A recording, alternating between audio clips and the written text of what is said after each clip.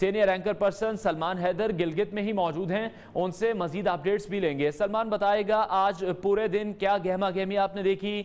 हमने देखा मौसम की सख्तियां भी थी, सिक्योरिटी के इंतजाम आपने कैसे देखे? पूरे दिन का एक रिव्यू भी बताइएगा, साथ साथ जो रिजल्ट्स हैं उस हवाले से भी हमें अपडेट कीजिएगा, आपके पास कोई नए रिजल्ट्स हों। अच्छा, मैं पूरे दिन के रिव्यू की बात करूँ अनमार, तो आज सुबह से ही बहुत ज़्यादा ठंड थी।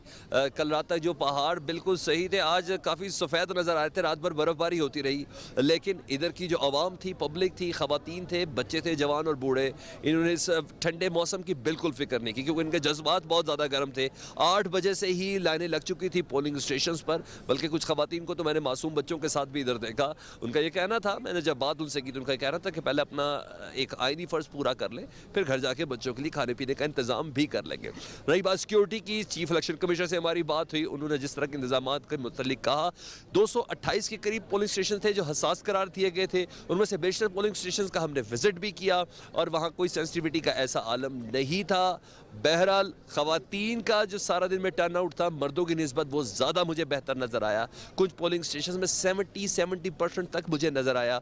और ये भी मैं आपको बताता चलूँ, टर्न आउट कदरे अगर कम रहे 50 to 60% के बीच में, तो इसकी सबसे बड़ी वजह ये नहीं होगी कि वोटर घर से नहीं निकला, इसकी वजह ये होगी कि पोलिंग का अमल कदरे सुस्त था। ये मैं बात वाज़े करता चलूँ, पोलिंग का अमल सुस्त होने की शिकायत बहुत जगह पे थी।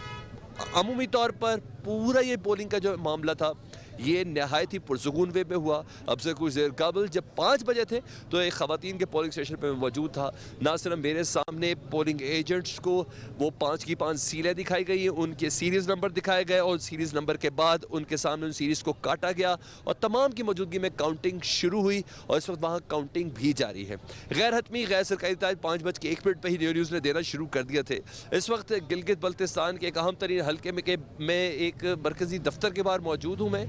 GBLA का हल्का 1 है और यहाँ लोगों की बड़ी तादाद जमा होना शुरू हो चुकी है, क्योंकि इनको अपनी कैंपेन के हवाले से ये अंदाज़ा हो रहा था। पीपल्स पार्टी का ये दफ्तर है और एडवोकेट अमजद हुसैन है जो इधर के कैंडिडेट हैं। इनको अपनी कैंपेन पे इस हद तक यकीन है कि उनका मानना यह है कि बेशतर पोलिंग स्टेशन में उनके जो पोलिंग एजेंट्स हैं वो बता रहे हैं कि इनको अक्सरियत हासिल है। लेकिन बहरहाल गैर हतमी गैर सरकारी नताइज के मुताबिक तो हम कुछ भी कह सकते हैं, लेकिन हतमी फैसला नताइज मुकम्मल कंपाइल होने के बाद तब होगा। रही बात इस सारे सिस्टम को समअप करने की, तो ये समअप तमाम मैनुअल वे में हो रहा है, यानी इसलिए कोई RTS बैठ जाने की या नेटवर्क ना होने की या व्हाट्सएप मैसेंजर ना होने की, किसी किस्म की किसी शिकायत की कोई तवक्को नहीं है।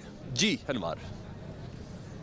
ठीक है सलमान, ये भी बताइएगा मैं साथ साथ, आपने कवरेज की है इस तमाम मामले की, इलेक्शंस को आपने देखा, ऑपोजिशन के रोल को अगर हम देखें, ऑपोजिशन की जानिब से जिस तरह से कैंपेन की गई थी, जलसे किए गए थे, उसके रिजल्ट्स आप क्या देख रहे हैं? ऑपोजिशन गिलगित बल्तिस्तान में भी सिर्फ ऑपोजिशन ही रह पाएगी या फिर कोई टफ टाइम दे सकेगी पाकिस्तान तहरीक इंसाफ को भी गिलगित बल्तिस्तान में? अच्छा, पहली बात तो टफ टाइम देने का सवाल ही पैदा नहीं होता गिलगित बल्तिस्तान के इलेक्शन में। इसकी वजह बड़ी सादी सी है, जिस GDA को जिस PDM को ये हुकूमत के ख़िलाफ़ लेके आए थे, पाकिस्तान तहरीक इंसाफ के ख़िलाफ़ लेके आए थे और इस सिलसिले में गुजरावाला में जलसा किया गया, कराची में जलसा किया गया, कोयटा में जलसा किया गया और अब पेशावर और लाहौर में जलसे की तैयारी है। उसी प्लेटफॉर्म को इन्होंने गिलगित बल्तिस्तान के इलेक्शन में यूटिलाइज़ नहीं किया।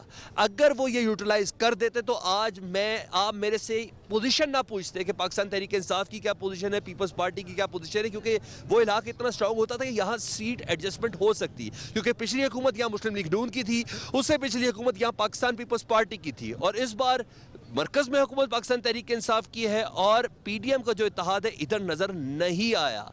करने के तरायों से कहीं ना कहीं एक दूसरी पार्टी पर तनकीद करते रहे, यानी इससे हमें अंदाजा हुआ कि अंदर से पाकिस्तान पीपल्स पार्टी और नून लीग एक पेज पे नहीं है। अगर होते तो यहाँ सीट एडजस्टमेंट की जा सकती थी।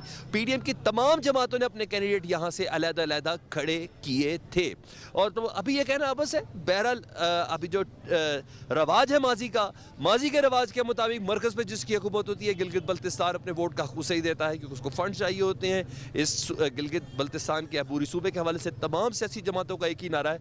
अब देखना यह है कि पार्टी कंपेन किसकी अच्छी थी।